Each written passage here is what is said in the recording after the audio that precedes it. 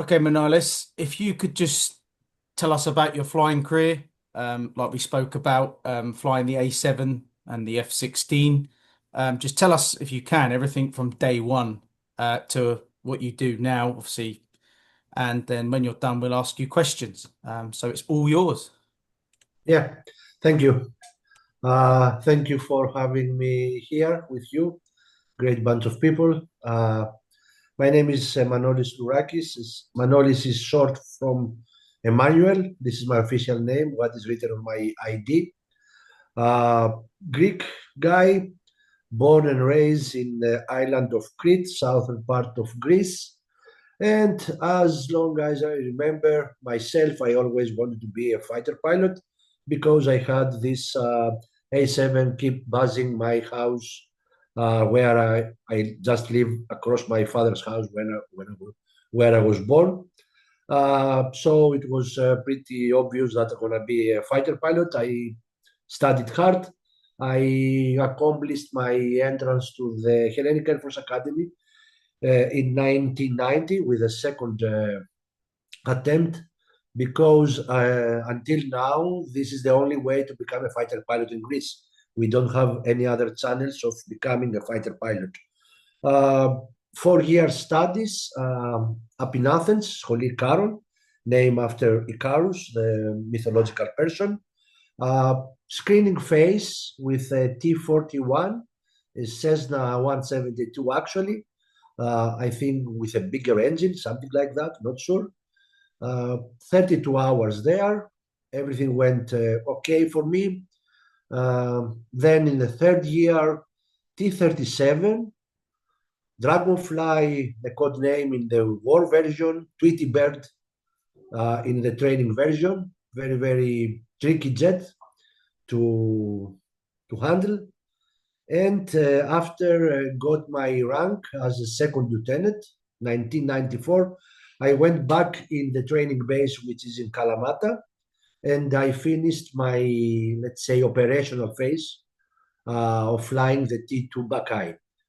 Just for reference, right now at the same place in Hellenic Air Force, we have T6 Texan for the, let's say, intermediate phase, and M346 Armachi, I think, from Leonardo for the advanced phase. I finished my training in the jets 1994. I was lucky enough to be accepted in the A-7 squadron, in the A-7 training squadron here in Hania, where I still live, Hania, Crete, where I spent 1 year um, learning how to fly the A-7. A little bit of effort there because the amount of study you had to do for this jet was very, very big comparing to the study I have done up to that point.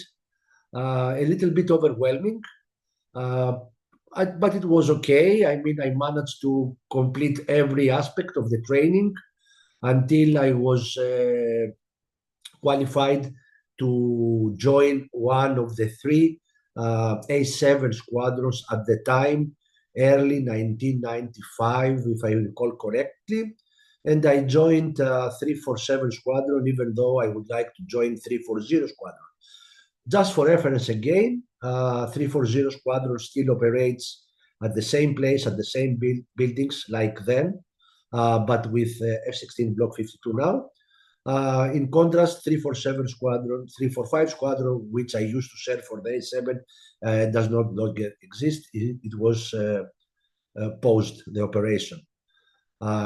So 345 Squadron, great bunch of people there, a lot of fun flying the A-7, great jet. For becoming combat ready, I did it about 160 hours, a year's time, year and a half. And after that, I started climbing the, how can I say, the requirements ladder of becoming a two ship flight leader, four ship flight leader, eight ship flight leader. This is how things are done here in Greek. I think still is the same regime on advancing in your career in a specific jet. The A7 role back at that time was exclusively air to ground, apart from the early times of the A7 and I believe until 1996, which I had a little bit of opportunity to uh, uh, go for or to be alert, to be on alert for intercepting uh, unknown tracks on the southern and western part of Greece with an A7, which is not an interceptor. So I had the opportunity very briefly to do this, but most of my years in the A7 were in air to ground missions, solely air to ground, and that lasted up to 2002. I remember I was uh, instructing new pilots in the A7 training squadron. I had just transferred there for 2 years to be an instructor pilot on the A7. And I remember when I landed from a flight that my EXO told me that my second, if I can say so, application for transferring to F-16 was accepted. And I say second because at the initial call, I didn't want to go to the F-16 for various reasons. But on second thought, I apply finally. I didn't have any news, and all of a sudden, I got the news that I have to, in 14 days' time, I have to go to the States to transition to a F-16.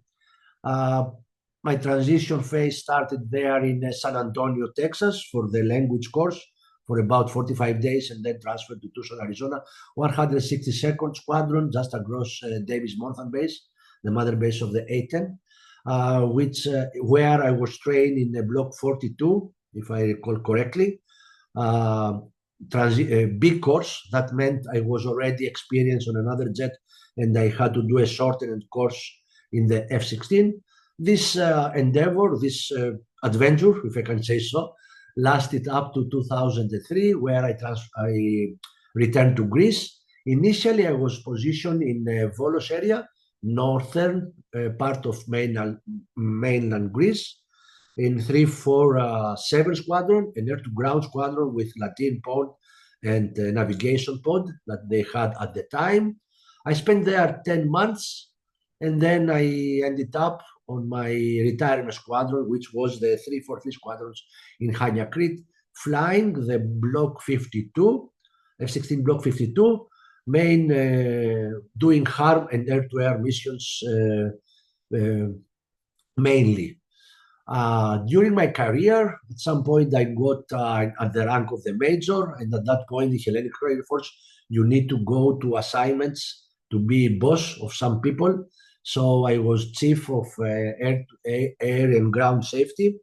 I started as a detached assistant there, and then I became the head of air and ground safety office of the 115 Combat Wing.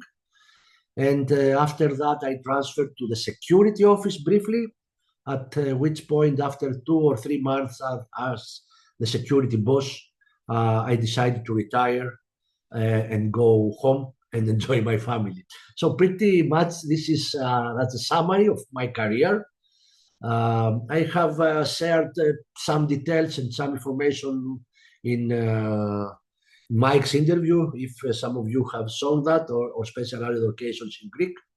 And I am free to answer your questions.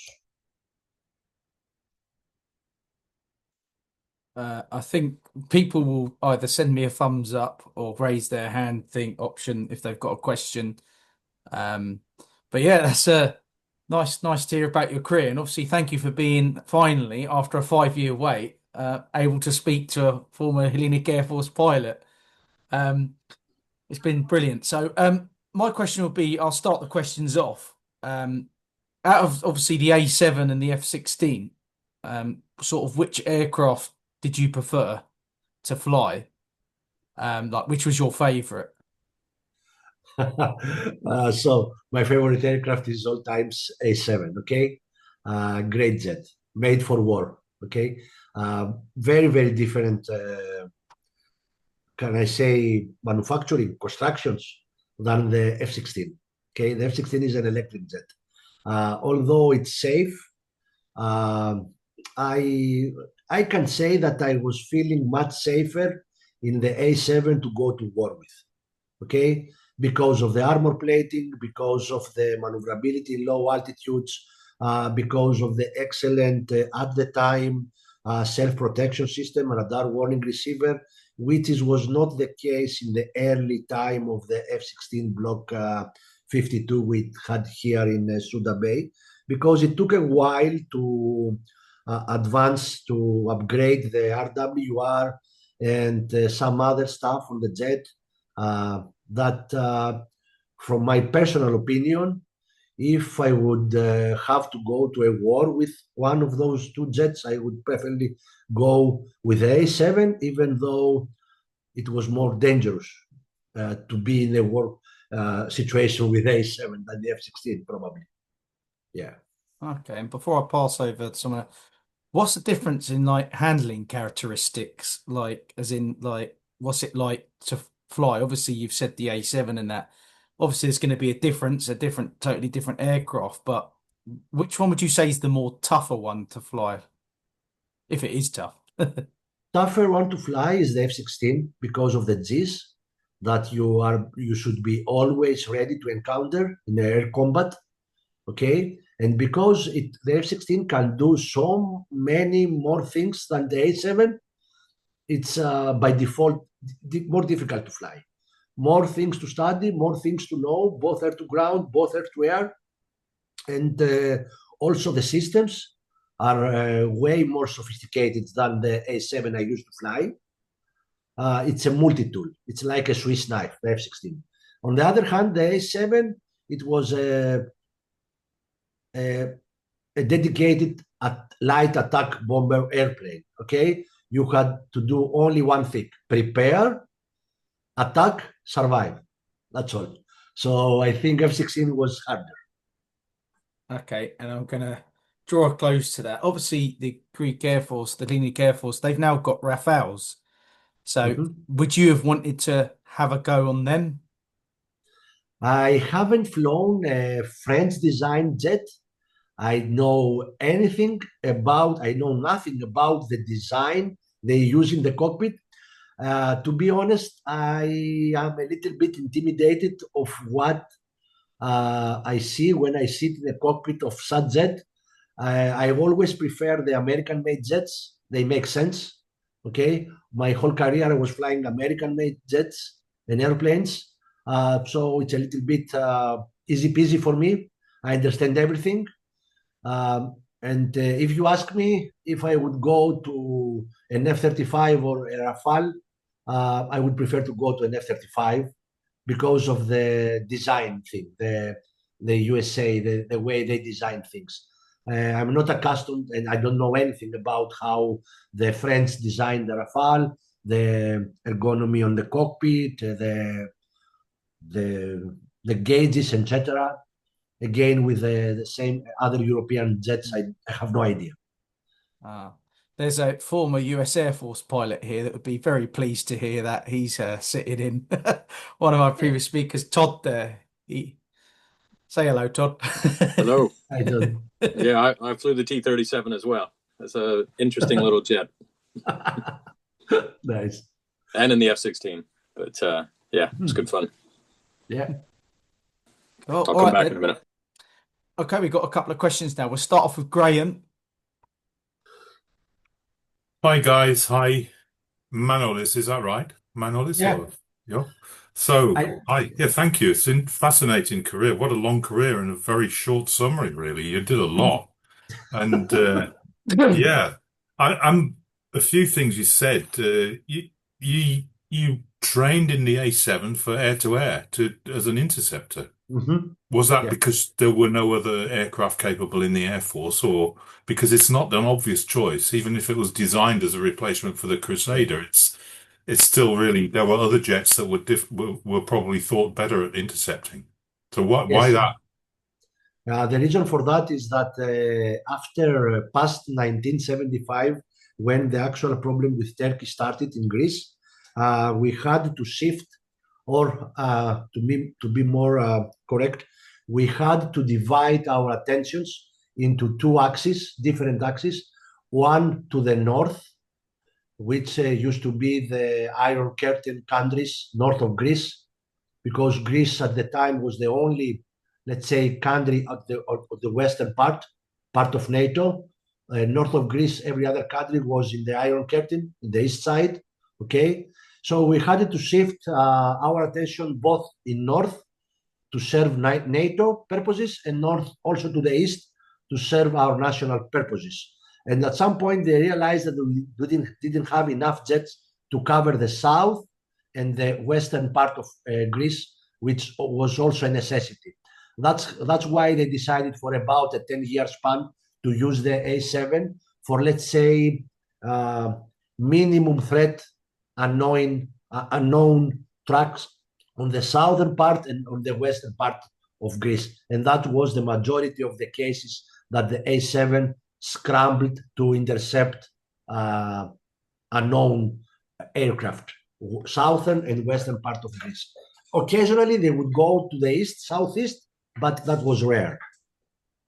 That's the reason, out of necessity. So, what weapons were you carrying when you were air to air? I think I know it must be Sidewinders. Yes, Sidewinder. I think that was the Papa 3 model at the time. At some point, we got the Papa 4, AIM-9 Papa 4. That's what I recall. So the standard load out for the intercept was one external tank that gave us great endurance with two air-to-air hitter missiles. That was standard. And the full gun. You had the gun inside as well? Yes, 1,100 rounds, yes, also full gun. How did it turn? How did the A-7 turn compared with the combat jet, with the fighter jets that you must have thought about? At low level, even though it was not so fast, it was great at turning. Okay, at the initial face-to-face combats with modern jets, when Greek pilots didn't know what the A-7 could do actually, at the initial phases, the A-7 won the fight even against the F-16 Block 30, because simply the pilots of the F-16 Block 30 didn't know how to react on a turning A-7. And that lasted very, very shortly, because after one or two encounters in the national exercise, they get the hang of it. But when the A-7 was against same era planes, third generation planes like F-1, Phantoms, F-104, it could outturn the Phantom for sure. Yeah. It could win the fight. It was a little bit more advantage than the Mirage F1 at low altitudes, but when the altitude became higher, F1 was obviously the winner. That's why we would like always to keep the fight at a very low level. And when I say low level, 500 feet, 300 feet, where an interceptor aircraft, even if they could, they would have cold feet on going such low altitudes and pursue an A-7. So that was the trick that we usually used. So that was your home, really. Low level was what you did, wasn't it? So could you use the high lift devices on the A-7 during aerial combat? Basically, it had different configurations compared with say a Phantom, didn't it? And it wasn't a brick, I think, as well. What do you say, high lift? Yeah, I mean, you had to. I mean, I know yours were Air Force rather than carrier, weren't they? So you didn't have you didn't have some of the high lift things that the earlier A-7s or the US Navy A-7s had, because they would turn using, presumably, I don't know. That's why I'm asking. Leading edge slats, I think, is what exactly. Yes. You've got leading edge slats. I know that the wing would actually move, but I suppose you didn't use that in combat. No, the wing of the A-7 wouldn't move like the F-8. Yeah, that's the Crusader. Sorry, then I'm getting mixed up. Yeah. Initially, the A-7, they didn't have the auto maneuver flaps, but they got it at an upgrade at 1978, I think, when we got the two-seat model.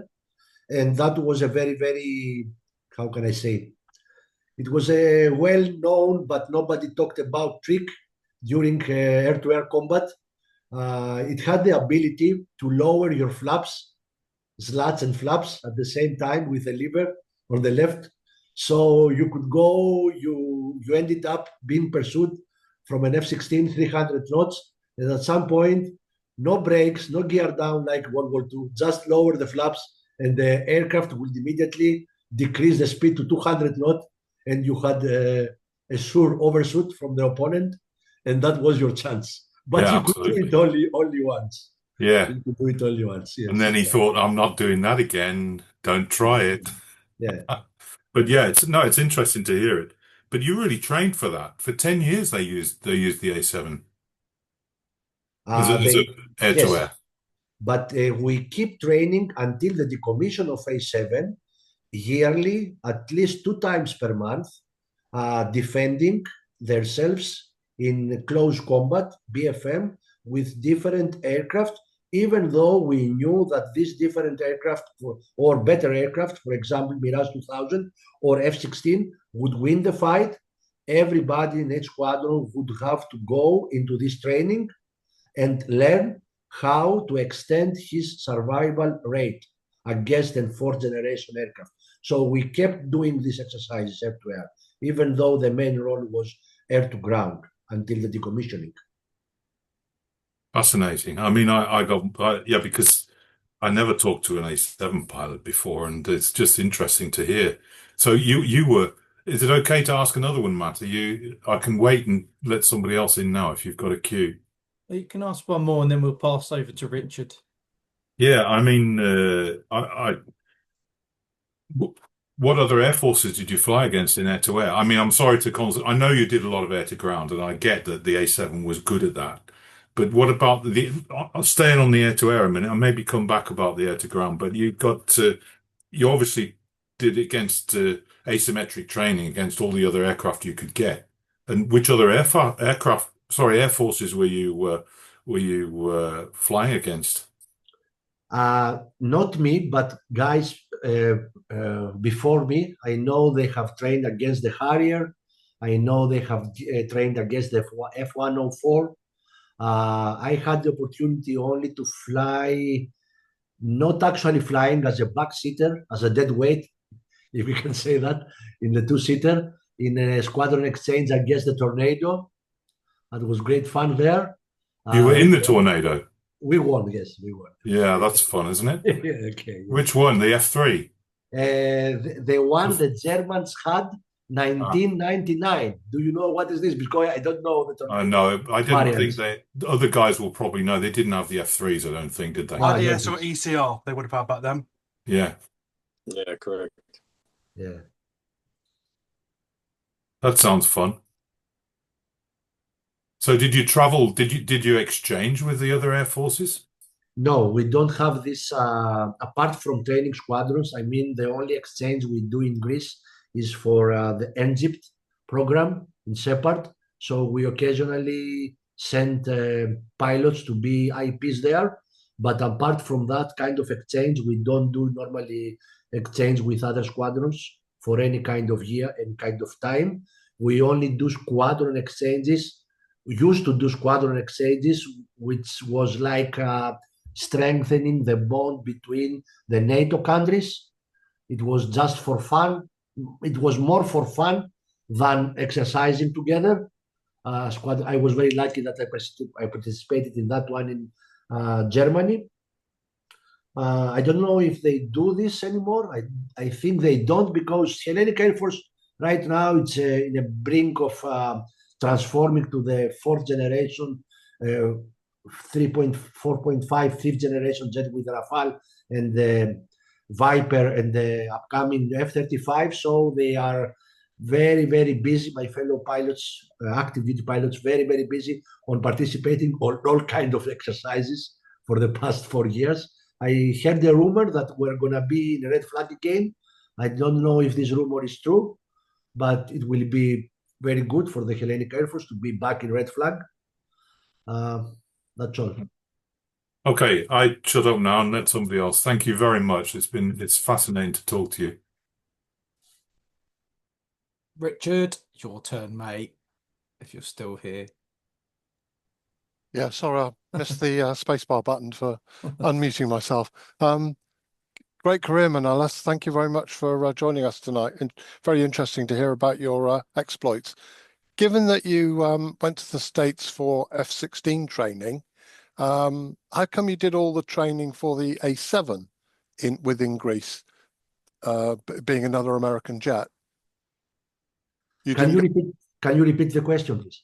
You only went to America for the F-16 training, but you undertook the training for the A-7 only in Greece, yes? Yes, this is correct. Is that any reason for that, not to go to the States for the A-7? No, me and my other 9 pilots were going to the States back in 2002. It was the first ever program procured from the Hellenic Air Force from the Americans that would get a jet and the training all together in one package. That was a first. Until 2002, we got the jets. We got, let's say, a few people would be trained in the States, 4 or 5 people for the new jet, and these people would come back to Greece and train the rest of the people in the specific jet. So in 2002, and happened again in 2005, I think, that was the only time Hellenic Air Force, as I know of, the Hellenic Air Force bought a training program from the United States for Greek pilots. I don't know if I answered your question. Yeah, no, you have. Thank you. I understand that, what you said. Thank you very much. If you don't mind, Richard, the reason he wouldn't have done A-7 training in the U.S. is we had stopped flying the A-7 by 94, 95, 96. We'd stopped right after the Gulf War I. Ah, right, I see. Okay, thank you.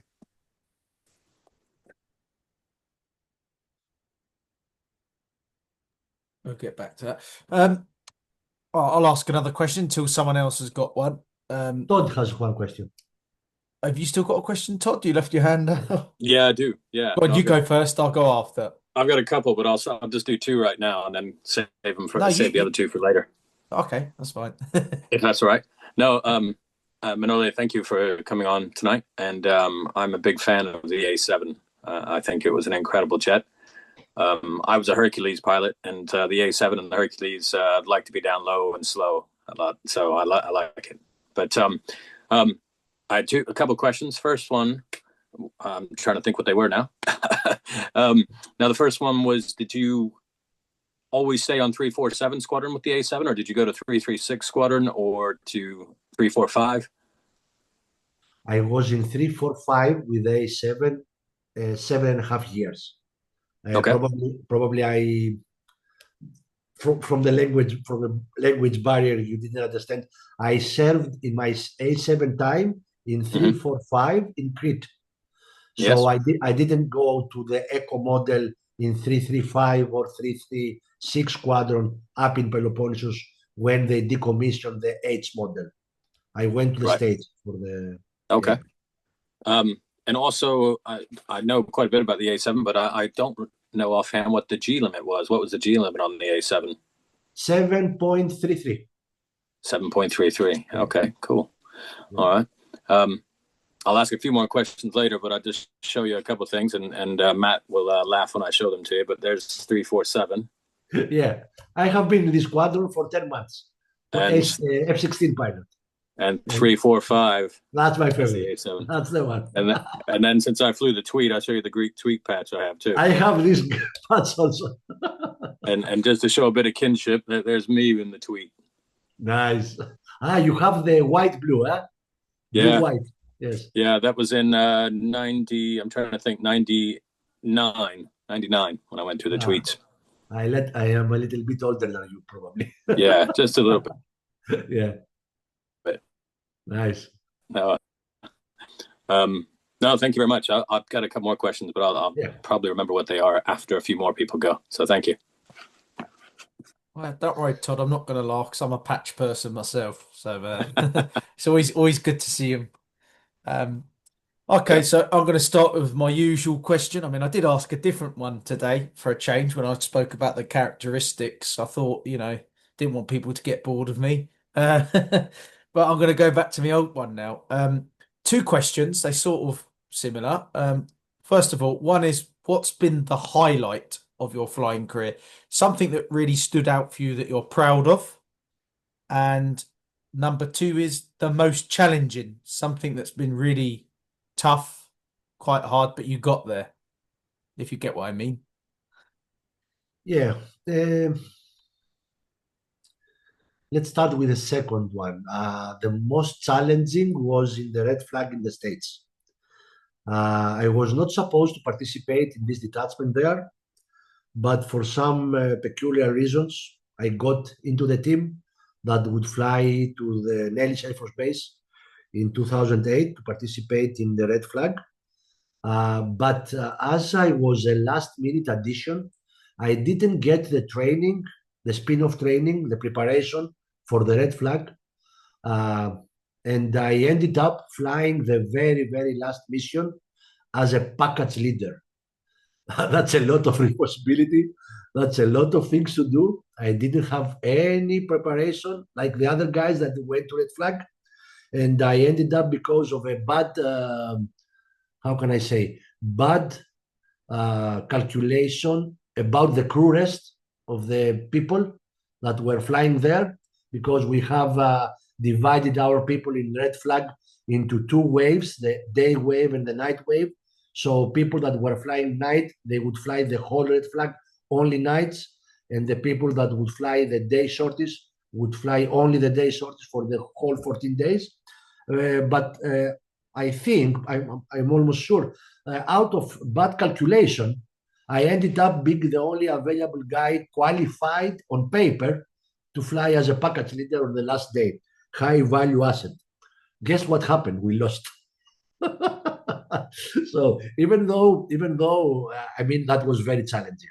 When I heard the news that I'm gonna lead the package of the force protection of the high value asset the next day, I say, what the hell? I cannot do this by my own. I don't have the, how can I say, the knowledge to do that. But hopefully, some colleagues of ours, we try to violate the crew rest restrictions in the red flag building. So we devise some ways to avoid people seeing us being there, because we have already completed the 12-hour cycle and we should have gone from the building, but there was no other way to make things happen. So yes, we planned the mission, we went for the mission. Everything went bad in this mission for the very beginning. I remember very vividly, 34 aircraft, we pushed at the assigned time, and after 20 seconds, after 34 aircraft pushing towards the red area, we are told to hold our horses and get back and repush again. And that was from the very beginning a very bad omen of what was about to happen. And that was for sure my top challenging moment in every aspect. Planning, coordinating, flying, back and forth on an unknown ground. By then I have only flew, not as a leader, as a member of a formation 2 or 3 times, and then I was get to be a package leader. And that was very, very hard, very, very hard. That was by far the most challenging time in my career. And now the most fun I have, the highlight of my career, it hasn't actually to do with flying per se. It has to do with something I'm feeling very proud of myself of achieving that. It was the organization of the first ever appearance of the Red Arrows in Greek airspace in 2009. So at some point, I was chief of the flight and ground safety office in 115 wing, and my wing commander comes to me and say, okay, the red arrows are coming. I say, where? Here in Hania. They will appear for the first time in Greek airspace here in Hania at the Old Harbor to commemorate the Battle of Crete, which the Anzac forces and the British gave a big fights around the island of Crete during Operation Mercury 1941, I think, May 1941. So it was this big celebration. The Red Arrows would come here, and I was responsible for everything. I'm very proud of myself that I managed to do everything. And I ended up even doing the commentary in Greek. So apart from anything else, crew maintenance, training on special procedures, firefighting procedures for the Hawk T1, I think it was the model, I'm not sure.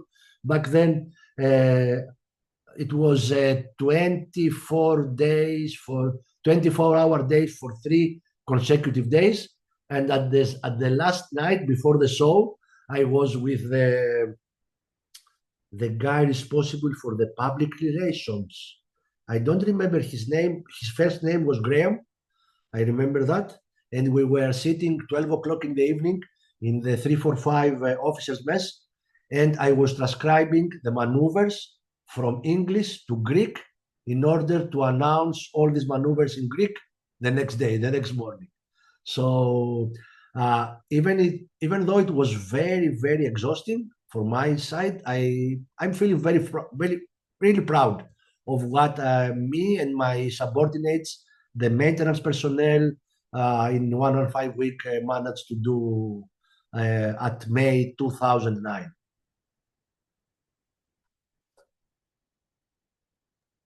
Oh, interesting. Thank you for that. Seems like your highlight, you had a lot of so many things happening at once.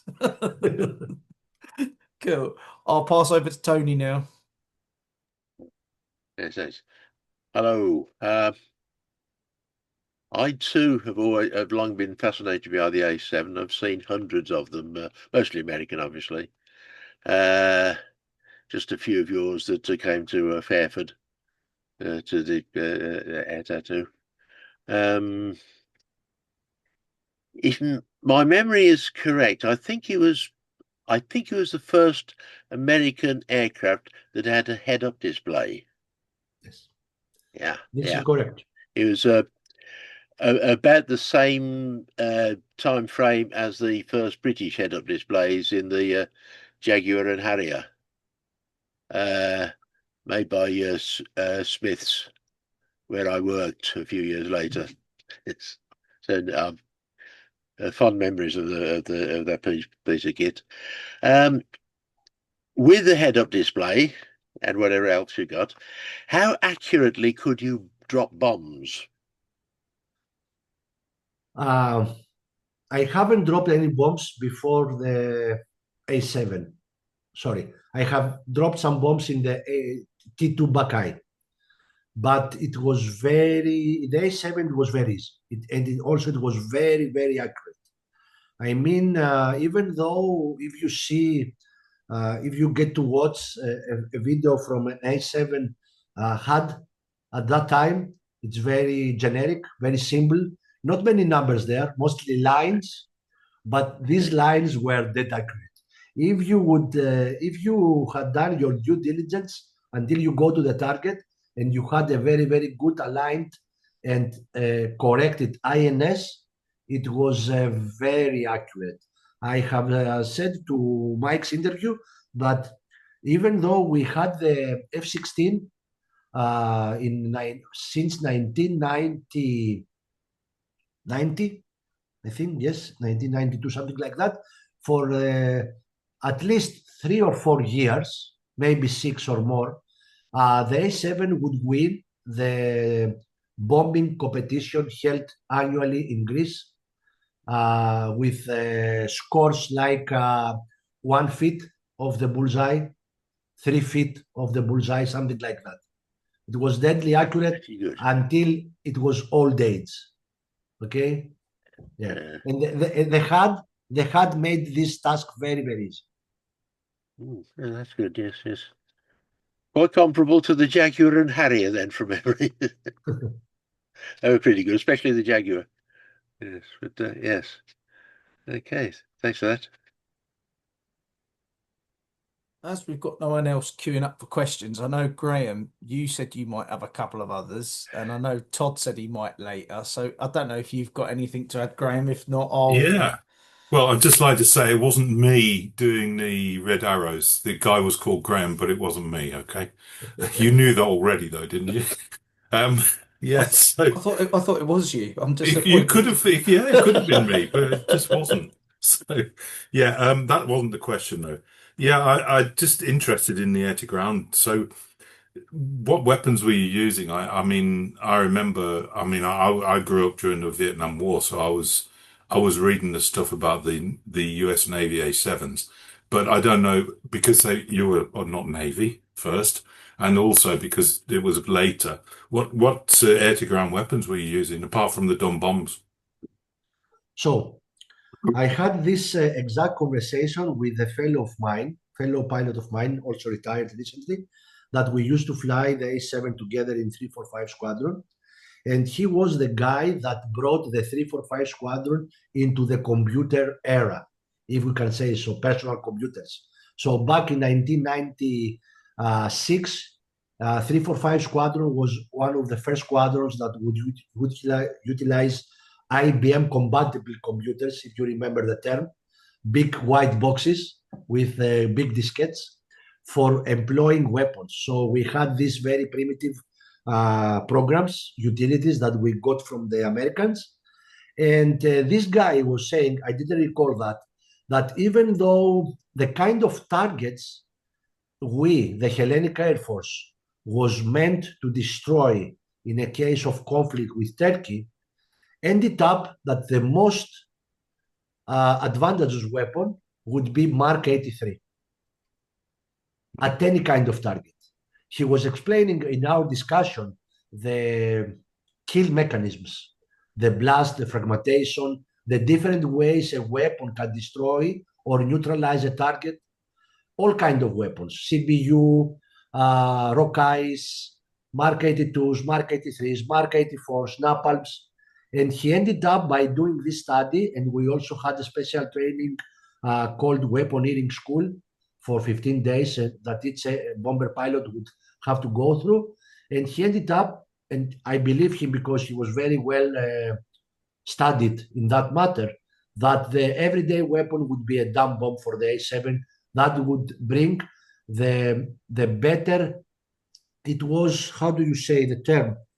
It was the all-around weapon because the drag that induced on the jet, carrying too many of them, it was advantageous against other weapons that you should have carried less of them to have the same drag. Our targets were in Turkey, so pretty far from here. So endurance was a thing. That's why he ended up that the best weapon for each kind of target would be Mark 83. Even though, apart from that, we got to train in any weapons we had with the A-7, CBUs, Lourakis, not napalms. Napalms were in the Phantom arsenal, and all kinds of Mark 82, Mark 83, and Mark 84. Mark 84 very rare, I can say. So no missiles, no air-to-ground missiles. No air-to-ground missiles for the H model. H stands for Hellenic. Later on, when we got this help from the States, about 90 jets, the E model, the Navy model, they got to get in Araxos, 336 and 335 squadron, they got to get all the missiles, Mavericks, etc., something like that. And I don't remember, I haven't been there, I don't know what kind of self-propelled air-to-ground weapons they utilized. So you weren't, I don't know whether it's quite a political thing with Turkey, I know, and I don't want to push into that area really, but you've talked about potential conflict that you might have had that you were training for, Yeah. were you training anti-tank, or were you other targets? Did you do basically any close air support, tank? Yes. CAS missions was part of our training, Yeah, but I can say I think I can say that uh, in the plans, my squadron was not doing CAS. Other right. squadrons would do. My squadron wouldn't do CAS because of the position of my squadron on the southern part of Greece. Yeah, Has to do with the battleship ground, if you know what I mean. yeah. So I don't want to push that at all because I Yeah, know okay. it's really a Okay. difficult area, and yeah, Yeah. we don't get into those things. It's not a modern, shall we say, modern conflict, but it's sensitive, I think. So that's enough on that from me. I mean, I've got so one more, if I may. You were chief of air and ground safety, and I think it was the last part of your career when you got promoted to major. You said. The last interesting part of my career. Okay. Yeah, Yeah. well, I was going to ask you that. Were you still flying then? Was it still a flying Yes. job? Oh, Yes. good. Because Yes. we talked to quite a lot of pilots in this group, and I think the recurring story is they want to keep flying, and they don't want desk jobs. A lot of the guys that we talk to Yeah. are real, enthusiastic pilots, let's I say. didn't. Me neither. I didn't do this. I didn't want to do this job, but somebody has to do it. So somebody decided that I had the correct mentality of doing this job well. So I took the task for how many, 3 or 5 years. But yes, my flying hours went very low Yeah, in weekly rates. And when I went to the other position, chief of safety, I got to fly probably twice per month. And at mm, some point, at that point, I decided, no, I don't want to do this. I don't want to yeah. fly twice per month and do all the rest of the month do desk job. That's not me. So I retired. So yeah, I get that, and I fully understand. And by the way, Matt said you were going to have a beer. Is that right? No, Oh, I no, have one. You see, I was yeah, going to say cheers to you. Thank you very yeah, much, cheers. but you don't have a beer. So anyway, I No. stop now and I let forgot to Nick. get one. Oh no, this is no good. It's not far, is it, to get a beer? You don't have to No, go it's to the okay. pub. Okay. I'll stop now. Thank you. Yeah, I thought you said you was gonna have a refreshment, a beer or something with us. Yeah. I've got one. You must have Yes. forgotten. Yeah. Never mind. Okay, we've got two people, Richard and then Todd. Richard. Thanks, Matt. I noticed you answered the question actually I was going to ask about propelled munitions by saying that it was on the later Model A7s. But I was wondering if you could describe your experiences in the German Tornadoes. Did you fly low level, and were their techniques different to your low level techniques? I don't remember flying uh, quite low over Germany. I think back then, 1999, were some restrictions. I don't recall very clearly. I don't remember flying as low as we fly here in Greece, for example, 300-ish feet, something like that. I think it was 1,000 feet. But I remember that the tornado guys, they had pretty much the same tactics, dropping dumb bombs like we did. So low apex, medium apex, double 90s, split attacks, echelon attacks, etc. I remember that it was the same. Probably they had more. They didn't want to share, but I remember it from discussions, and we did also a simulated attack at the last day. It was like flying with other A-7 pilots. Same lingo, same mentality. It was pretty easy to organize. I think it was 4A7, yes, the whole detachment, and 4 tornadoes. We attacked the simulated attack the airport from 4 different directions, and it was very nice of a show. I remember. An exciting mission. Good Yeah. fun. Did you must have used the Greek low-fly systems quite extensively. Did you go onto the mainland, Peloponnese, and further north? Yes, the A-7 could go the whole. Could cover the whole area of Greece, forth and back. Crete is the most southern part of Greece. We occasionally, I can say frequently, we did missions, CAS missions, bombing missions in the very northern part of Greece and come back. 2-3 hours flight time, forth and back, the whole Aegean from south to north and then back south. That's a good distance. And Yeah. all at low level, or you went high and then low? No. When we go at this outskirts of Greece, because safety was first in peacetime training, usually the profile would be low, high, low, high, usually. So up to Peloponnese, up to the northern part of Peloponnese, the standard profile would be low, low, low. So low the route ingress low altitude attack, and low route back. Up to the northern part of the Peloponnese, if you can picture Greece and draw a horizontal line at the middle of Greece, where Athens is, up to this point we would do low, low, low the missions. Northern than this part, we would go high, low, high. I understand. No, that's great. Thanks very much for your answer. Yeah.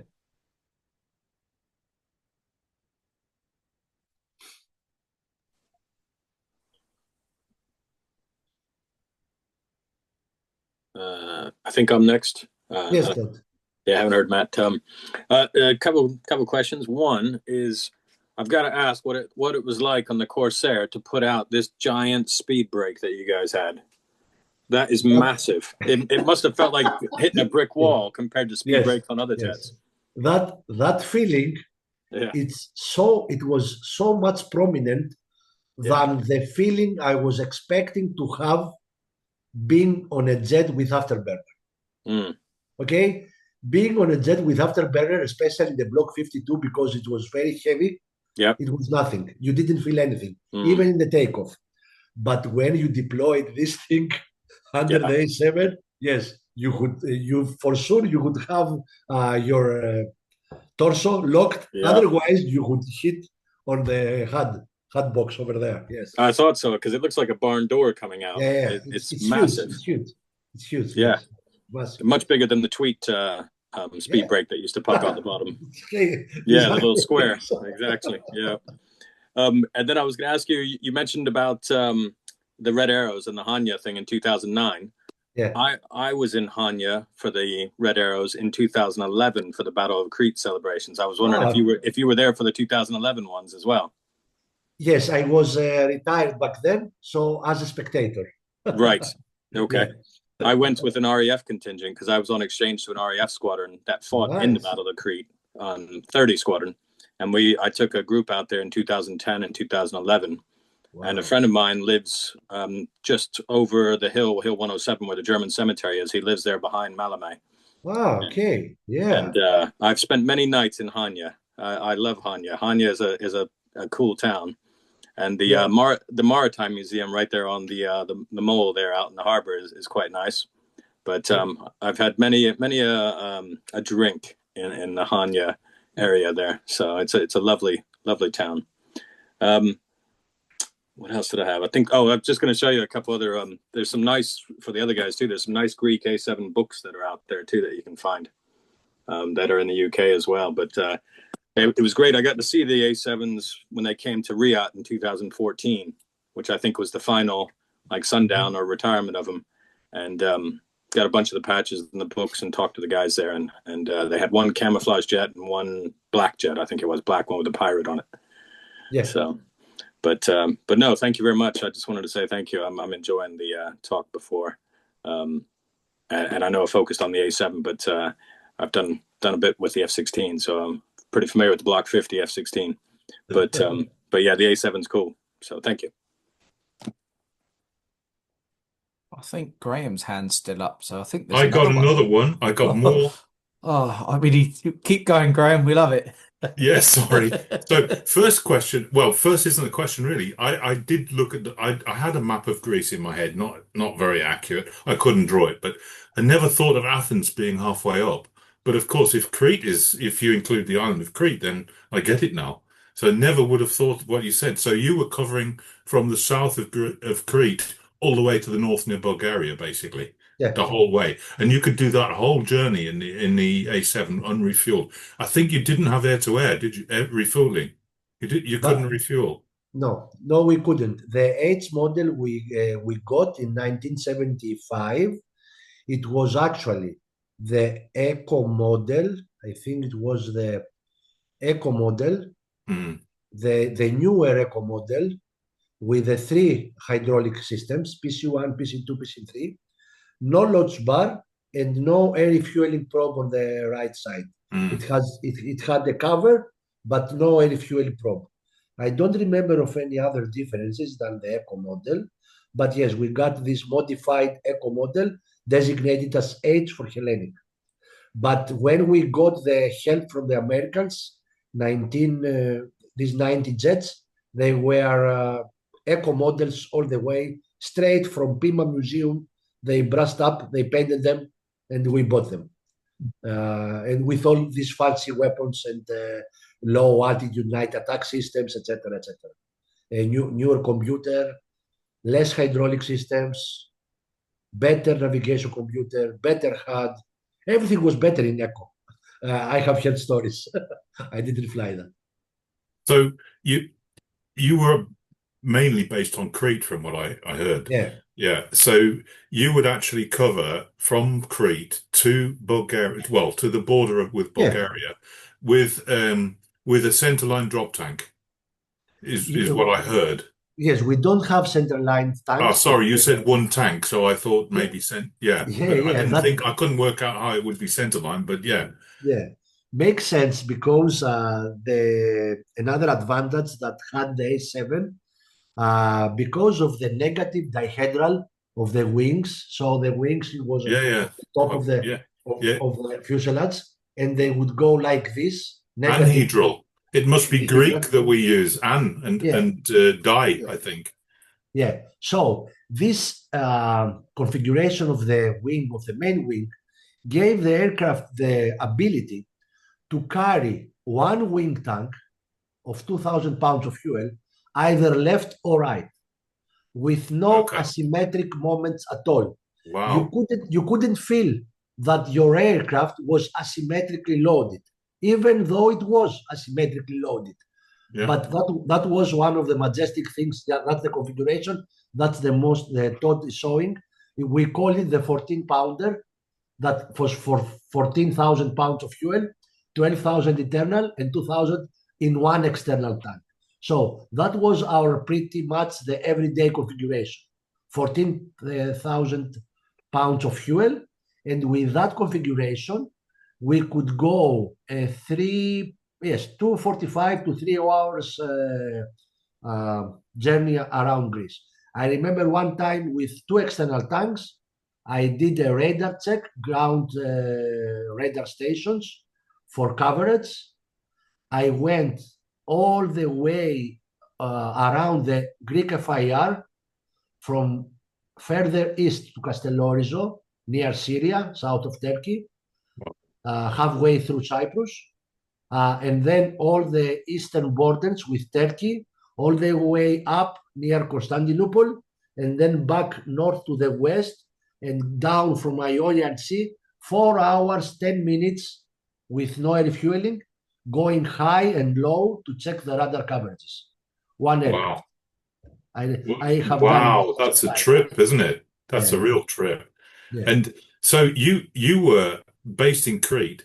So you were in these hypothetical scenarios where you would have had to be in combat. You were going to take off from Crete. You were going to go into combat in some extent of your range in quite a long way. yeah, If, let's say, it was an Eastern conflict with the former Soviet bloc, yeah, and then you would go into combat, which can use fuel, I suspect. You wouldn't just go. It's not like landing at an airport. You're going all that way, and you're going to fight when you get there. then presumably you have to divert when you come out. You can't get all the way back to Crete normally. I don't know. Depends. Yeah, sure. Sure, of Depends. course, yeah. It depends what you do when you get there. Because you But might have to run, maybe. I don't know. It could happen, yes, right? the trick with the A7 was that it was not a fast jet. But it was very cool. I mean, didn't have any afterburner, and the engine is a turbofan engine with Mm, a very big bypass ratio. That meant that your enemy with a hitter missile would have to be on your six mm, exactly yeah. to gain tone to Mm, release the hitter yeah. missile. Okay, so back then, at my time, the hitter missile was the big threat until the AMRAAM came into the fight, early 2000s, something like that, both from Greece and Turkey.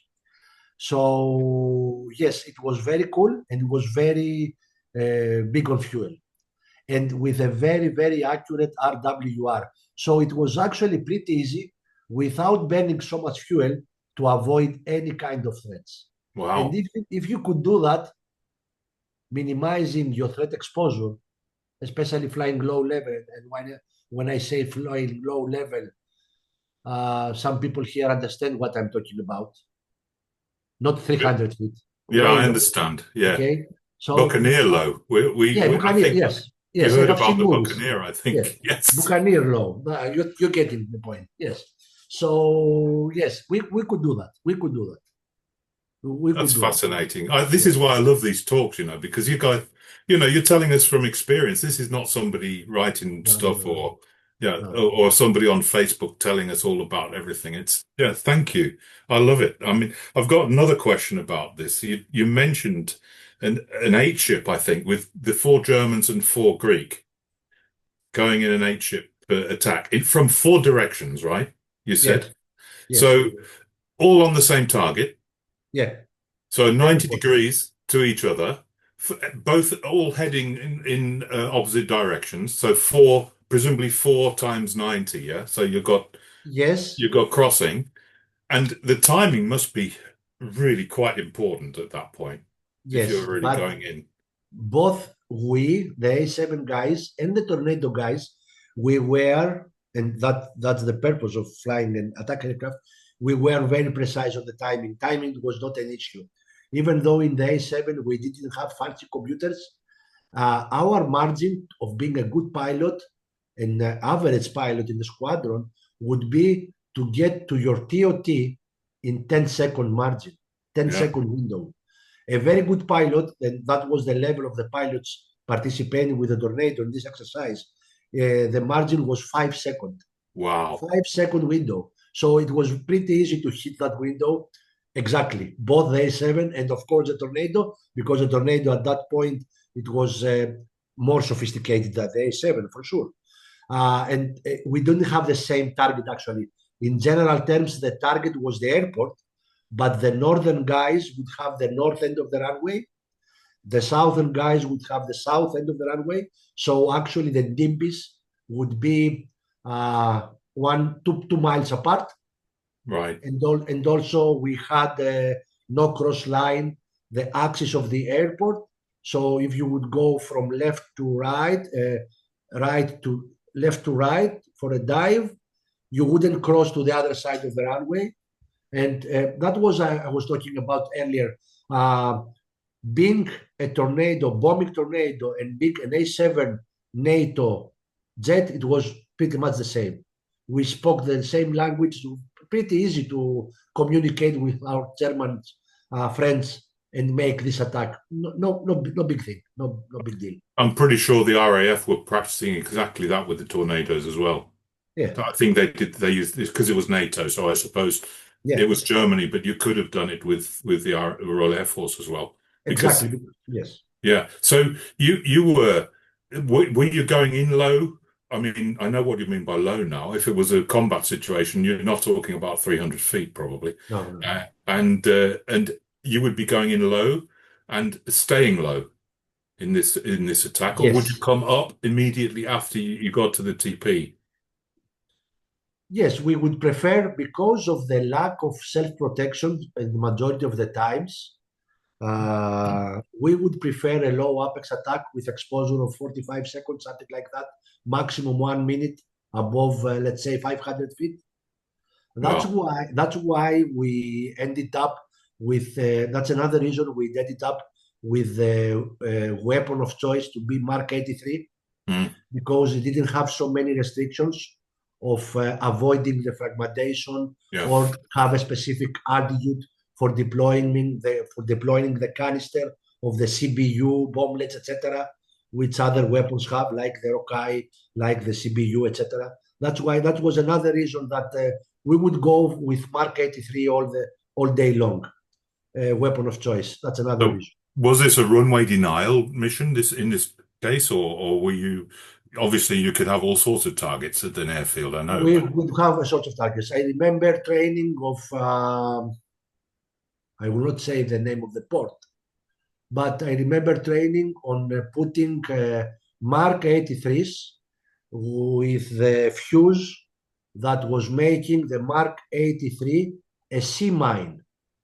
So right, I remember planning uh, dropping a string of 12 Mark 82s, sorry, Mark 82s, dropping on the sea in a straight line with a certain separation, bomb from bomb, and they wouldn't detonate. They would sink on the bottom at a specific depth, stay there dormant until a ship goes above. A magnetic field will detect the ship and they will behave oh like wow, mines. Yes. that's interesting. I didn't know that. Yeah, yeah, So I never heard about that, but I didn't read yes. enough about it probably. Yeah. I'm It not was a professional bomber using. pilot, frankly, so Yeah. I didn't read about that. So, oh, it's really interesting. So in this simulated airfield attack that you said about with the Germans. So you're going in two 90 degrees, one at north, one at south, or different ends of the axis of the airfield. So are you going in? So what's the separation on the let's say the 270 and the zero yeah so two yeah so 090. So you know how much separation do you have on that cross? You said you could do it with 5 or 10 seconds. So you did 30 seconds, or how much would you leave between the two attacks? So normally what we do, which we would separate for the 8 aircraft, both in space, like the one you described, one line from north to south, another line from east to west. So we have 4 quadrants, if you can imagine that. Yeah. So we have 8 jets, so 2 aircraft per quadrant. Yeah. The time should be simultaneously to saturate the defenses Mm, from 4 different directions. That's the best thing you can do in a heavily defended airport. But each pair would have another separation on altitude. So right. one guy would go low apex, the other guy would go medium or high apex, something like that. So the Mm, TOT would count for the low guys, and the high guys would drop their bombs probably 15 to 20 seconds later, something right. like that. Okay. Yeah. Because you don't want to get hit by their bombs or Yes. by the So fragmentation. yeah, fragmentation of the preceding bomb, also for safety reasons.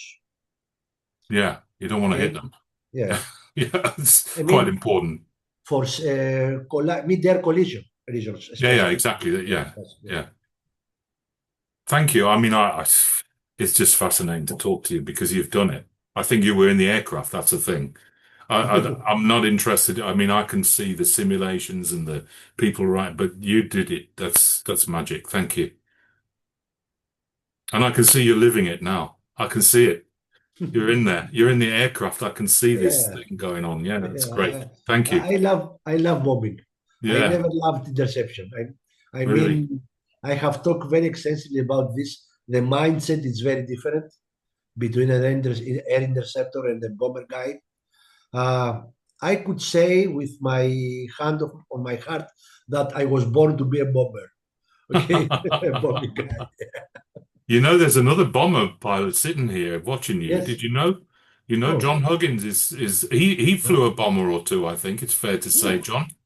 oh, nice. Yeah, Yeah, a Vulcan, a we have Vulcan, we have Vulcans, a we have Vulcan, we have a former strategic Vulcan bomber. pilot here. an actual Vulcan. Yeah, that's Yeah, man. yeah, Look how good it is on these talks when you have a former Vulcan pilot and Herc pilot joining in. It's yeah, it's brilliant, great, isn't it, isn't it? eh? It's absolutely Yeah, it's fantastic. top. It's top. I think people don't know what they're missing, to be honest, Matt. Well, yeah, that's what I feel. But do you know what? I even advertise a lot of these talks, and I think because obviously this happened during the pandemic, so this is where it caught everyone's attention. I think I was a little too late to grab more people's attention, but it doesn't matter. The group we have here is superb, and the questions are superb. So, thanks for your contributions, and we'll crack on with Tony now. Thank you again. You are on mute, Tony. Tony, you're on mute. It's off. Beg your pardon. There we go. Sorry. I can't lip read when my computer's being crap. It's all jolting like that. Yeah. Sorry about that. Yeah, it's a recollection when you're talking about that airfield attack. The first air show I ever went to, 1962, RAF Gaydon.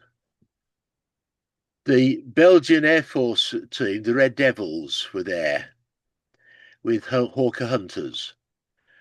They did a four-way simultaneous crossover. I think probably about 50 feet, 100 feet, 150 feet, 200 feet, dead simultaneous, right on the edge of the crowd. I've never seen anything so dangerous in my life since. It was brilliant. Thanks for reminding me. It can be done. It can be done. Oh, yeah. You have to plan it. You have to plan Oh, it. yes. Yeah. It's Oh, doable. Yeah, those Belgians are absolutely crazy. I love it that he said it's normal. It's not normal. Believe me, that's not normal. I drove from Loughborough to Kettering today. That was normal. Happy days, yes. Yeah, that was good.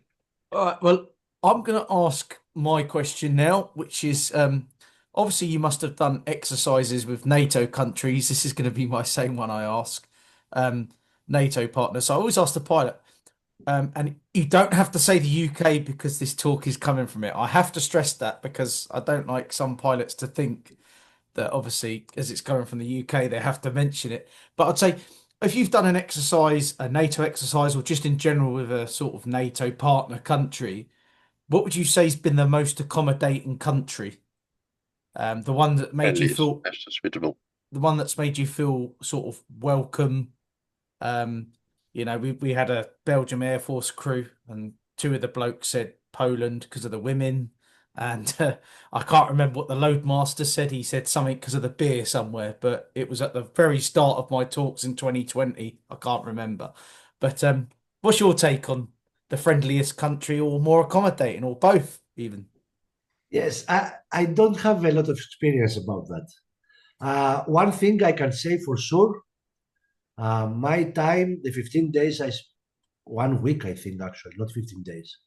I spent 1999 in Cochem, Germany. It was a blast. I mean, I had the time of my life. I haven't been to any other major exercise apart from Red Flag, which was in the States, but the workload there was so much for me that I couldn't enjoy a single moment being in Las Vegas.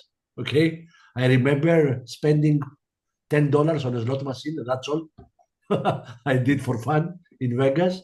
So I'm not the right guy to answer this question. But for sure, I had a great time in Germany, for sure. And mostly has to do with the food. Okay, and going on to that, obviously, I wanted to leave this bit sort of talk, not that we're not on the end yet. We've got plenty of time, but obviously, you told us about your career then, but obviously, I sort of wanted to know a little bit more about what you do now, which is obviously when you were talking about that virtual experience sort of thing that you're doing with flying, virtual flight simulator stuff. Ah, I was just wondering if you could tell us a little bit about that, if you're happy to. so yeah, um, I was not much of a gamer from the time I retired. I used to play video games early on, 1996, 1986. I got my first computer, a British-made one, Amstrad. So I always been into the video games. But then I went to the Air Force, then I made a family, then I retired. I have to take care of the family. I have to provide for my children to study, etc. But in the pandemic, I got introduced again into video gaming with a DCS, Digital Combat Simulator, from a friend of mine in Greece. And I haven't been in this genre of gaming for a long time, and I was amazed by the advancement of the technology. So, with small steps, I started investing money. Don't say to my wife, don't tell that to my wife, on computers that can handle this game, if we can say this is a game, because the fidelity of the models is very, very accurate. And at some point, I was lucky enough to be part of a British virtual squadron, the VRAF-7. Great blocks there. I met a lot of great peoples from the UK. That first, they helped me to understand the game more. That was my first actually multiplayer experience with these guys from UK. And I was very lucky because they convinced me that at some point I should transition to virtual reality. And that was a very big milestone. When I first put on my first VR headset, the immersion was tremendous for my standards. I have done the real thing for 1,500 hours, A-7 and F-16. The immersion that the VR offers nowadays, the technology, is great. I mean, the adrenaline rush when I'm flying is almost the same. The nice thing is the safety, the lack of G's. That's the nice things. But you get sweat, and especially if you are lucky enough, like I was, meeting people that they can guide you in this thing because it's for tech service. You need to learn a lot of things, technical things, to make things work good. But I was lucky. I had these great friends from the UK that helped me delve in this endeavor. And now, because of time restrictions, I'm flying with an Australian squadron from down under because it's noon here, it's evening there, so it's very easy for me. Because when I flew with my UK buddies from Vera 7, we used to brief 8 o'clock Zulu, which was 10 o'clock for me. And then we would fly at 11 o'clock local time, and I would end up finishing the flight about 1 o'clock in the morning. And because it was so intensive, I couldn't sleep for at least 1 or 2 more hours because I was leaving the thing. So that's why I actually, let's say, quitted my UK friends and switched to my other friends in Australia. And at some point there, I decided, okay, I have this luxury now that I can do this hobby a job. Not a job to earn money, more a job to get the people here in Greece, because aviation here in Greece, it's not like other countries. It's not very well, how can I say, advertised, okay? Especially civil aviation. It's not so developed like UK, Germany, Netherlands, United States. It's very, very, how can I say, it's like an elite club. It needs a lot of money. The Air Force, it's very strict on the rules. You get to visit an air base only once a year during 8th of November. So I said, I will give the people what they need to know for fighter jets. So that's why I opened this establishment of providing virtual flights, military flights. I don't know how the big jets fly, Airbus, etc. I just know F-16, A-7, and all the other military jets I get to fly in this simulator, like F-15, which I like a lot, F-4 Phantom, which I'm learning now, and every other jet that I would like to fly. So that's now my occupation, if you can say so. Actually, I'm doing my hobby. I say to my wife, I go to work, but actually I go for gaming. Sounds about right. As long as you don't tell her what you spent on your computer system. Yeah. Oh, that's brilliant. Uh, All right, so say scenario, I guess obviously all the years you've not been flying, I suppose if we sat you in an A7 cockpit now, you could probably just start it, say everything was all good to go. How you did, Mm, would you be able to fly it still? Or do you think there'd be probably, if somebody else could have started the jet, yes. I don't uh remember how to start the jet, even though if I get to sit in a cockpit, probably some memories will come back. I remember the starting be very, very easy, just manipulating the throttle, one switch and the throttle in different places. I think that was the whole startup sequence in the A7, in contrast with many other jets, which is much, much more complicated. But yes, the flying thing, I think I still got it because what I keep the currency with this game, with this yes. would that apply to the F-16 as well? Would you be able to Yes, the F-16, I could start the real jet now because I'm flying mostly this one in the game. So it's pretty much the same. So yes, I can start the real jet, not the Viper one. I haven't sat on a Viper, which was the major upgrade Hellenic Air Force undergo for the for the past year. So every jet block 52 and upwards is Viper now. I don't know how this thing starts. Probably the same, I presume, but I don't know. so we won't see you at Fairford next year displaying. No, no. All right. I can't pronounce his name, but we have another guy here Yes, from Greece. Sterios, yes. Yeah, that's it. I don't like to offend people, so I'll let someone else say it. We'll start with him and then back to Yeah. Graham for the 500th time. Καλησπέρα Manoli. Hello Yeah. everyone. Big pleasure to have you tonight with us, joining the meeting. After a long time, as Matt has already mentioned, I would like to ask you just a very simple, couple of simple questions. If there were any favorite part that you had flying in Greece, and which one was that while you were flying operational with the A-7 and F-16? Northern Aegean, South of Aegean, Ionian, I don't know, you name it.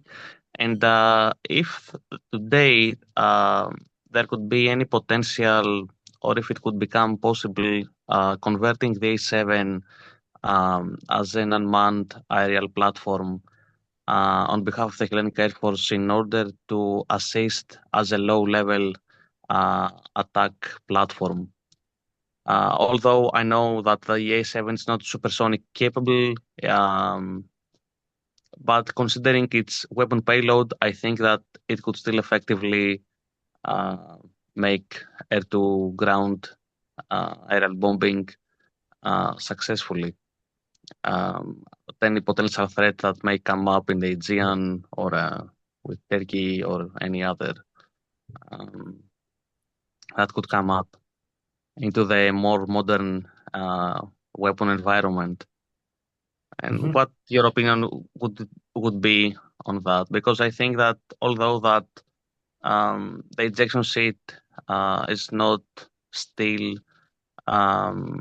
serviced because it's older spare parts, but I do think that all the other components and the engines could still be operational Yeah. in operational service. Yeah. Yes, Thank you very get much. it. I get it. I will answer the first question first. So my favorite place of flying, either F-16 or A-7, is Peloponnesus area. hands down. Mhm. I mean, Mhm. this thing is beautiful. So many mountains, so many valleys, so many targets, so many dams, rivers. That is my favorite place. I I have flown so much over Peloponnesus area that Mhm. it feel like home. I'm a Cretan guy, but Peloponnesus feels like home. Even now, when I gaze on a map occasionally of Peloponnesus, I remember overflying places in Peloponnesus. It's very great place. Uh, Mhm. and it's not monotonous like the Aegean. The Aegean, you fly over the sea, let's say a normal altitude of 100 feet. It's like being on a boat, very fast boat. Okay, Mhm. you Mhm. see everywhere sea. So Peloponnesus all the way down. As for the second question you posed there, unfortunately, that would not be a good idea for the A7. The A7, if it had been upgraded at the proper time before decommissioning, for sure it would be a good jet to fight in the modern Aegean theater. But we left the jet at the condition we bought it in 1975. We didn't do any upgrade at all. Nothing. Nada. Mhm. Mhm. So even if you would like to to make the current A7 we have, they are still flyable. You need to minor overall the engines, and that's all. Mhm. And Mhm. let's say you can put a remote controlling feature that Mhm. will become the A7 will become drones. The problem is that they would be, how can I say, invincible. You could not see them in a modern theater of operation, which is heavily relies on the interconnection of the platforms. Mhm. So, in Mhm. order to exploit the A7 as drones, because I think that's what you ask, Correct. Correct. attack drones, okay? Mhm. It would take a lot of money because it would require for these drones to be visible in the network of operations. Mhm. Mhm. And I'm talking about League 16, etc. You know what I mean? Yes. Because Yes. I do. as my friend Stefanos Karavida says, uh, net sender operations is the future of modern air warfare. Okay, Mhm. that's why we bought these French frigates. That's why we bought the Rafale. That's why we are procuring the F-35. They can all be at the same network, share information, and Mhm. fight the 1, 2, 3 days fight that would be in if the worst happens. So I don't think spending money on doing A7 attack drones would be a good idea. It would cost a lot of money, I think. I don't know the specific, but that's my opinion. Not even for a reconnaissance role. No, not even. Mhm. Not even. Mhm. Yeah. Because you know we are a poor country. You know that, huh? We don't have a lot of money. I do know. I do know. I'm Greek. I live in Greece. My parents are from Peloponneso, Yeah, Achaia. So yeah, I am aware of the current situation and the Hellenic Air Force fleet. yeah. Yeah.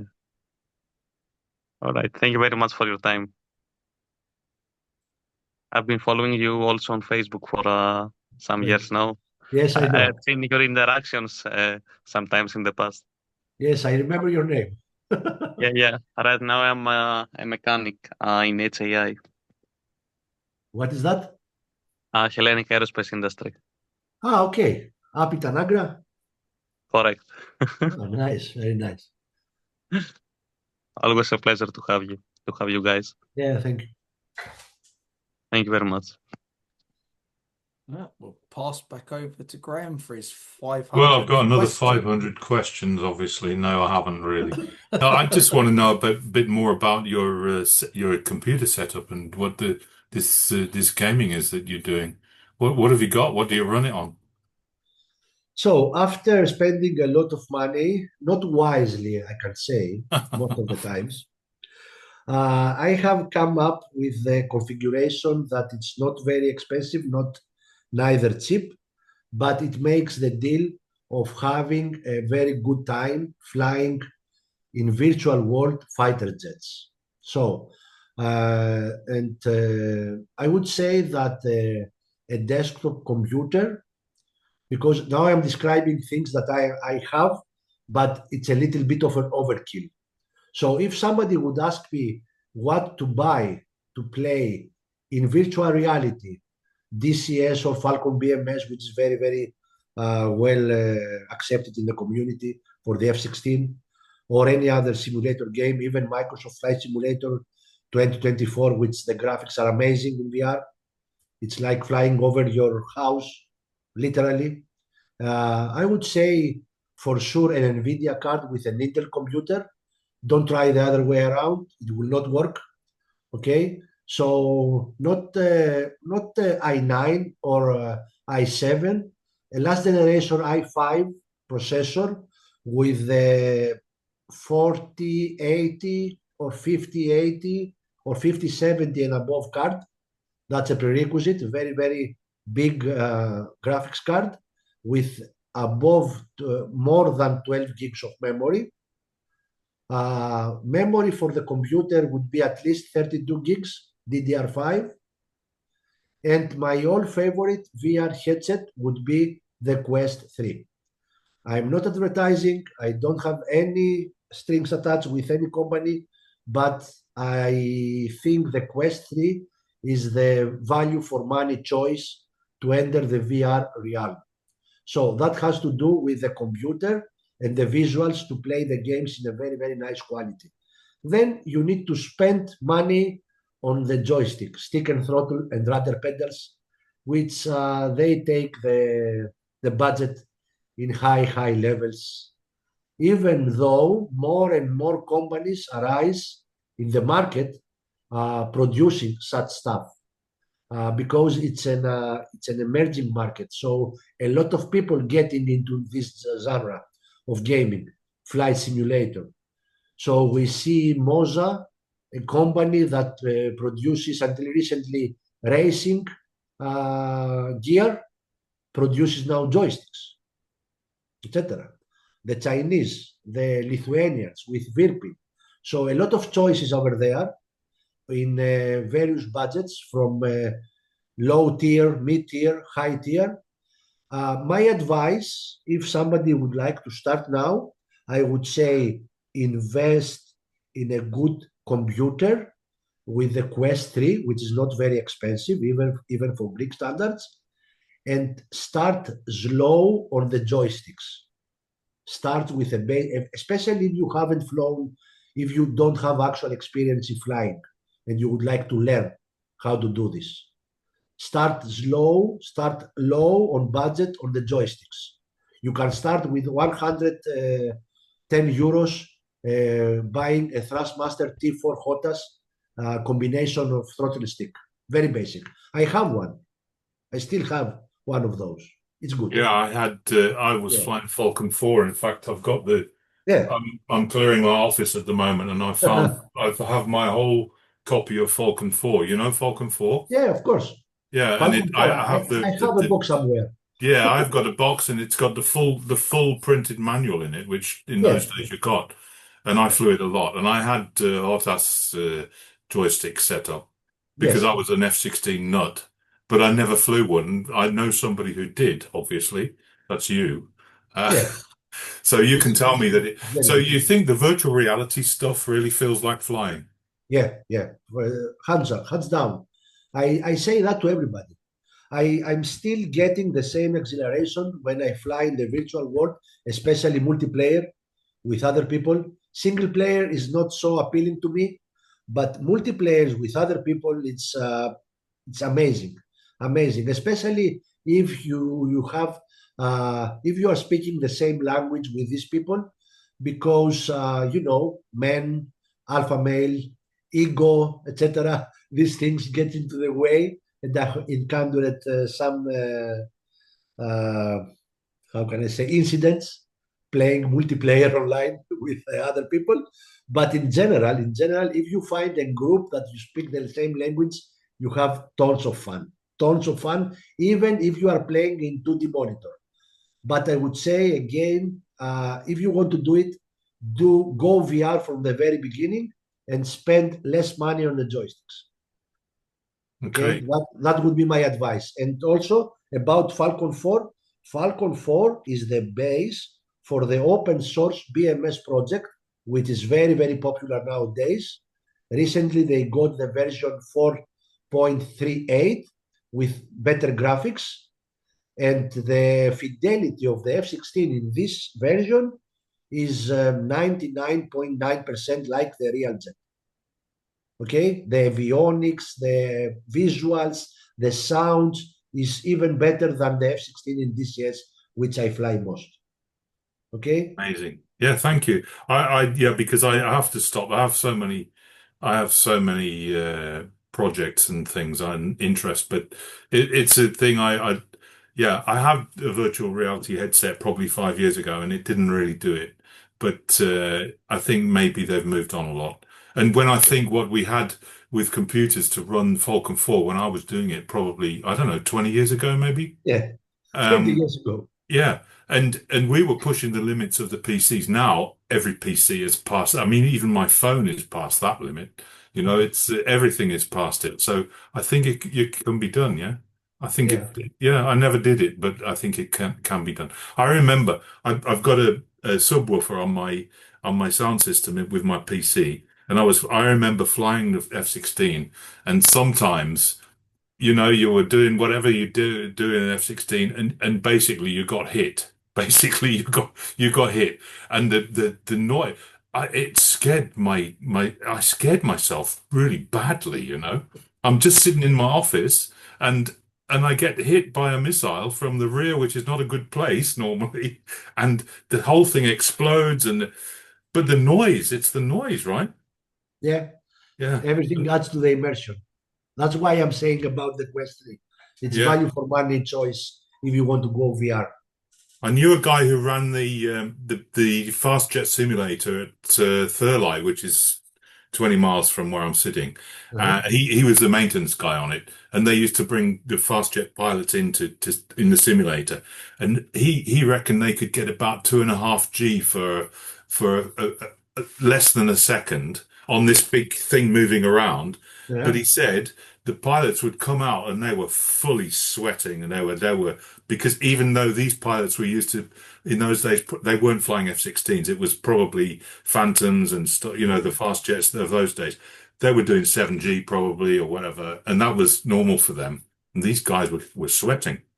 And I think what you're saying is you don't need the G, right? No, you don't need a G. You feel the 3D immersion. It's so realistic. You are feeling, you are living the flight. Yeah. You are living the flight actually. So the tension is the same. The stress is the same. The same rules apply. I didn't adapt the way I flew the real jet in order to fly the virtual jet. I do exactly what I was trying to do in the real jet, and these things work in the virtual jet also. Okay, And that's you all. you feel that the F-16 is really a good simulation. Yes, it's a very good simulator, even Yeah. with DCS. Best one is BMS, but has other drawbacks because it's an open source project. It has other drawbacks. You need to be, how can I say? I cannot say it's different. It's different. I cannot advertise either. Okay, so but both are very good, very very realistic, and the graphics are very good nowadays. Okay, so it totally worth it. If you would like to experience the flight, totally worth it. Totally. I always used to say that when people used to say, "Why don't you learn to fly?" I said, "Yeah, but I'm going to get a Cessna or something. I don't want a Cessna. I want an F-16." And I was never going to get an F-16. So, it was just, yeah. I just said, I'd rather fly a glider, to be honest, where there's no jet whatsoever. Thank you. Oh, that's great. Thank you very much. I don't know if anyone's got any other questions, but until then, um, obviously, another question I like to ask is we get some pilots that say they like to fly at night or fly during the day. Which do you prefer? I mean, we had some pilots that said, I like to fly during the night because it's peaceful. But then one said, no, I don't want to do it, especially when they're over the desert and it was pitch black up, pitch black down.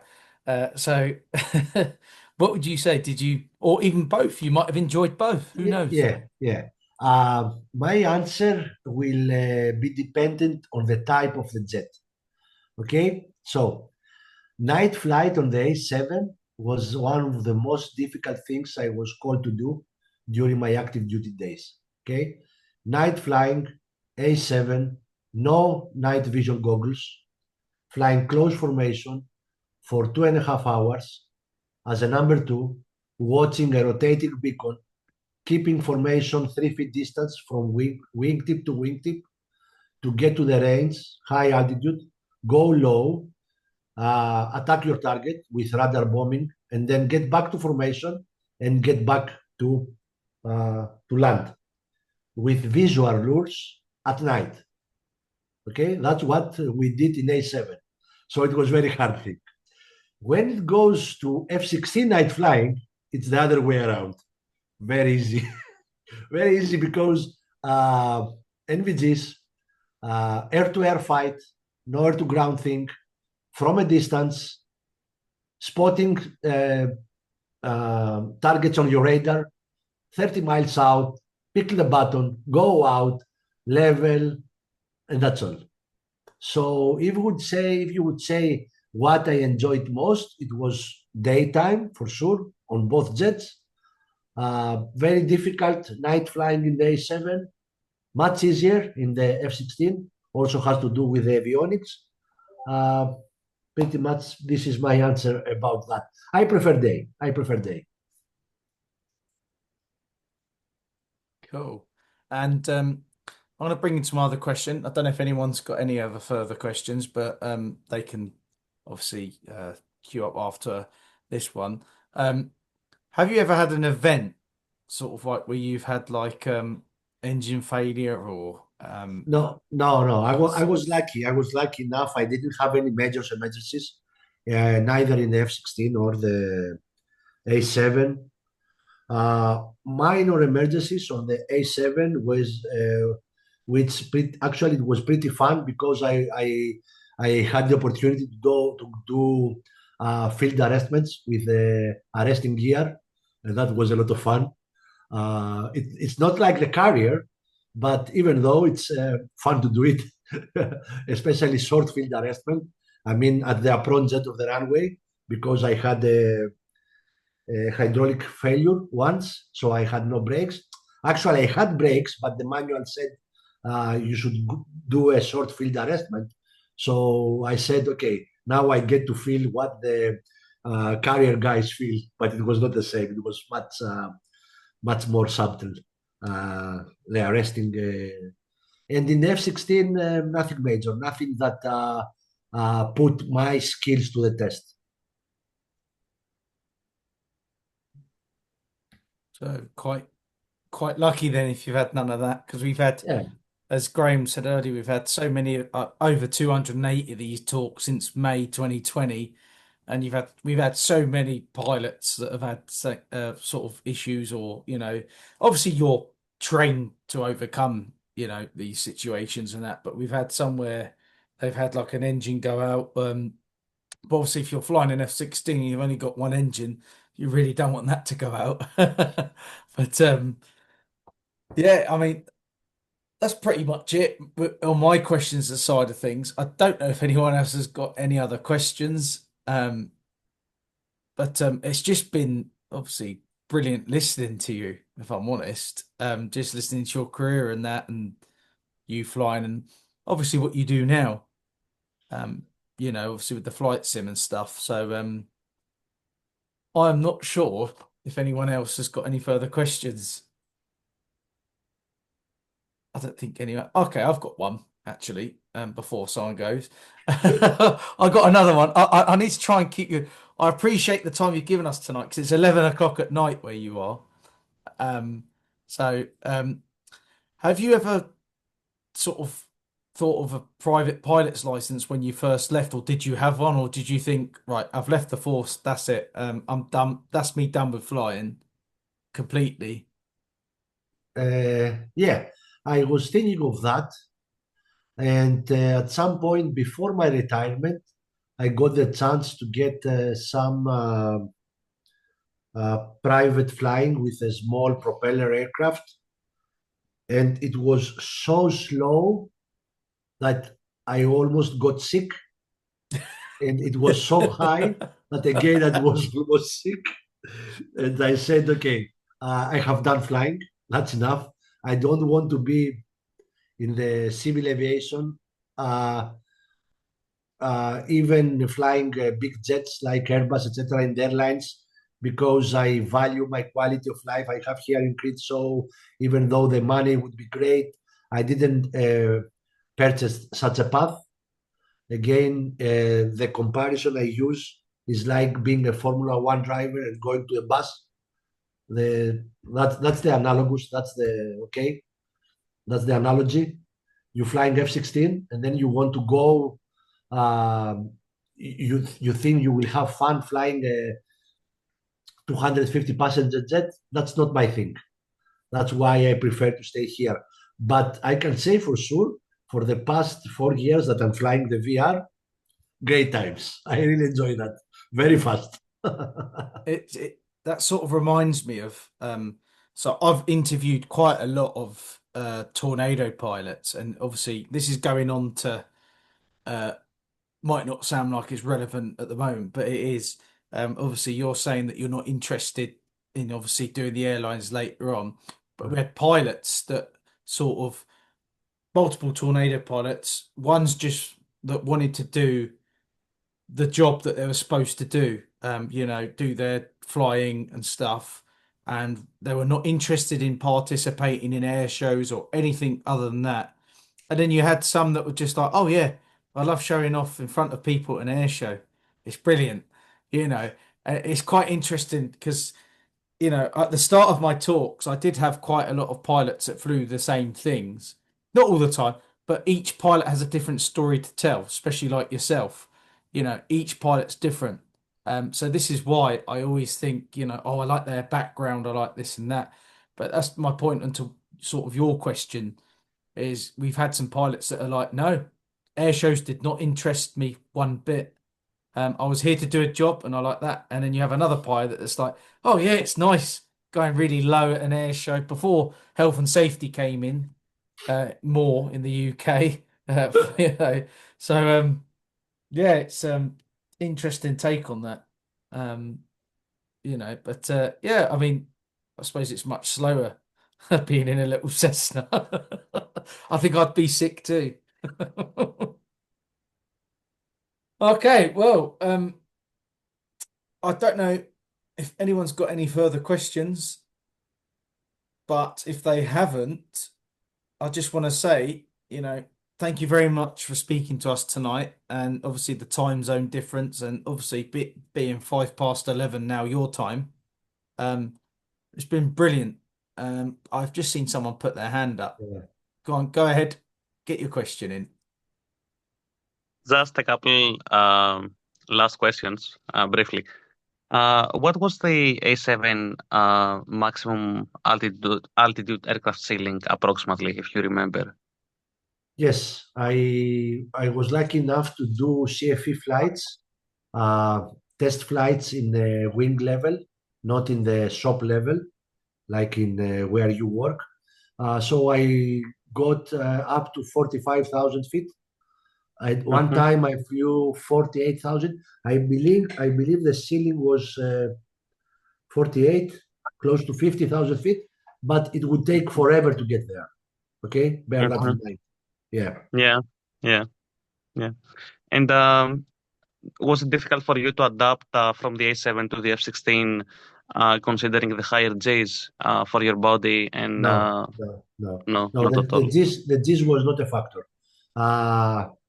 The way I was thinking back at the time was a big factor. I had to shift mentality completely in order to be an effective F-16 pilot, which I don't think I managed to do this very good until the end of my career. As I said before, I was born to be a bomber pilot, and some things never left me. And probably this thing would be a good habit on the A-7, but a bad habit for the F-16. No, the G's was never a problem because I was lucky enough, as my American physician told me when I went on the centrifuge training in Alamogordo, New Mexico. He said, "You lucky guy, short neck, meat eater Mediterranean guy." That's how he described me. So I'm short. I'm not tall. I'm bulky by construction. I had never any kind of problem with the G's. I remember pulling 9 Gs every other day in the F-16. The only symptom I have, it was the jizzles. I mean, these small pin-like marks, red marks on On your the skin, yeah. forearms and on your waist, on the left handles. That's the only thing. It was tired, it was exhausting, but I never experienced a gray out, A black G-load. out. Yes, or no, no such thing. And has to do with my physique. The doctor said, okay, not me. And last but not least, 347, as long as I'm aware, the main role of the squadron is air to ground, not really dogfights. But were you flying also dogfights, air to air missions, or were you scrambled occasionally or more often while you were in active duty with the 347 squadron with the F-16? No, the 10 months I spent in the 347 because I was not trained to the advanced exercises, so I didn't get trained to be combat ready to be for scramble flights. So in 347, I only flew mostly air to ground.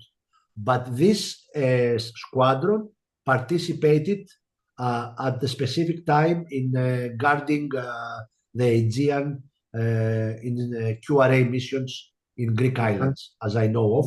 But it was not me back then, not me. But you never transitioned later on with the 340 squadron. Only you were assigned to 347 as long as you served with the F-16, correct? No, I was for 10 months in 347, Block 50. And 2003, I went to 343 Squadron in 343. 343, where I spent 7 years there until my retirement. In this squadron, I got the opportunity to participate in QRA missions, quick reaction alert missions in Greek islands. Yes. Yeah, so I remember correct that I have heard you describing about it a little bit more in one of your other interviews I watched. Yeah. Yeah. Okay, thank you very much. Welcome. Well, one final argument. Has anyone got any questions? I'm a bit surprised Graham hasn't got anything. Well, obviously I have, Matt. Oh, But go on then, Graham. I mean, I'm you sure said 500. I'm only at 473. No, I'm joking. I found you on Facebook, I think, Manolis. I think you're not called that on Facebook. You're called Fighter Pilot X, right? Yes, this is my professional account, but you Yeah. can also find me with my name, as you can see here on the screen, Manolis Lourakis. That's the same. That's my personal account on Facebook. Okay. I would really like to follow you. I'm not going to ask you thousands of questions. Don't worry. I do this partly because Matt asked me, because some people don't ask anything. And I think it's quite important if we've got somebody like you and we have a whole range of people who've done nothing like you. Everybody is completely different, but it's all really interesting for a lot of people, I think. But anyway, so I've really enjoyed it. I can't tell you. It's every time, but this time is special, and thank you. So I'm that's not a question. It's a thank you. I echo what Graham says, and obviously don't put me down as another question there, No, Matt. That wasn't a question. Right? The whole idea of these talks, they're Q&A based. Like you see, like when you did air crew interview, when I looked at snippets of there, he sort of doesn't. People don't answer questions live like this. But when I approached him and stuff as well, because I spoke to him about it, he liked my format and I liked his format. So it was kind of, he said he likes the way you let the speaker speak, obviously, throughout, and then you ask questions. But as Graham said, like, it's always nice. There's quite a few people that always ask the questions, and this is the whole point of this talk. It's Q&A. So like you tell us about your career and then we ask questions. So if no one asks questions, then I'm not sure I would want to do any other format. I love it like this, and you've been absolutely brilliant today with your answers, the way you've told us about your career, and obviously even though Graham's probably asked you 474 questions, whatever it was, that they've all been brilliant. And I would look at Todd, because I'm pretty sure Todd had a couple of questions. I was trying to scrape a couple out of him because he said he'd come back later, but I'm not too sure if he's got anything in the tank.